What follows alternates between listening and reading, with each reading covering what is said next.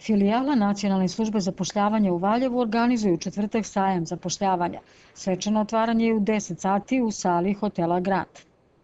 Zaposlena lica i zaposleni koji traže promjenu zaposlenja u obavezi donesu svoj CV, odnosno radnu biografiju na sajam zapošljavanja. Bitno je da nezaposlena lica kao i zaposleni koji traže promjenu zaposlenja podnesu više primjeraka svog CV-a kako bi konkurisali kod više poslodavaca i sa tim povećali svoju šansu za zaposlenje. Do sada imamo potvrđen dolazak 30 poslodavaca iz različitih delatnosti. Apsolutno se traže sva zanimanja. Znači, ako gledamo elektrostruke, mašinske, ekonomske struke, NK radnici se traže, maturanti gimnazije, znači, apsolutno su sva zanimanja koja se nalaze na evidenciji tržišta rada pokriveni, izuzev medicinske struke. Na tom sajmu predviđene su prezentacije nekih firmi kojih do sada nije bilo.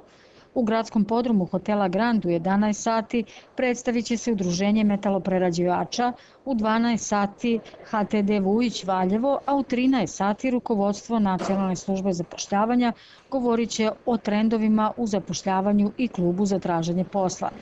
Na prethodnom sajmu zapošljavanja održanom pre 6 meseci od 385 primljenih sa evidencije posao je zadržalo 190 lica, a od tog broja 135 radi na neodređeno vreme.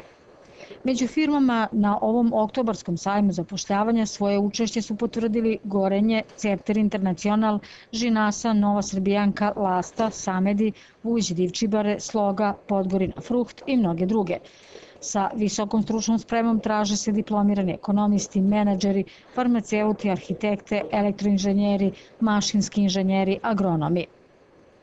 Očekujemo samo na ovaj sajam će zaposliti negdje oko 150-200 ljudi u sljedećih 6 mjeseci, a već neke firme su pregovorima za otvaranje novih fabrika, tako da će biti dosta novina i bitno je da samo nezaposlena lica kao i zaposleni koji traže promjenu zaposlenja dolaze na vrijeme kod svog savjetnika po informacije ili da te informacije pronađe na našem sajtu poslovi_Valjevo, znači da je apsolutno sva slobodna radna mjesta koja se nalaze na području filijale Valjevo, a koja poslodavci oglase bilo preko zahtjeva ili preko zvaničnih obrazaca mogu pronaći to.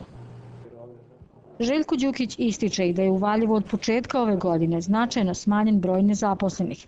U januaru je na evidenciji filijale u Valjevu bilo 10.300 nezaposlenih, sada ima 7.000 aktivnih tražilaca posla. Većina se zaposlila u privatnom proizvodnom sektoru.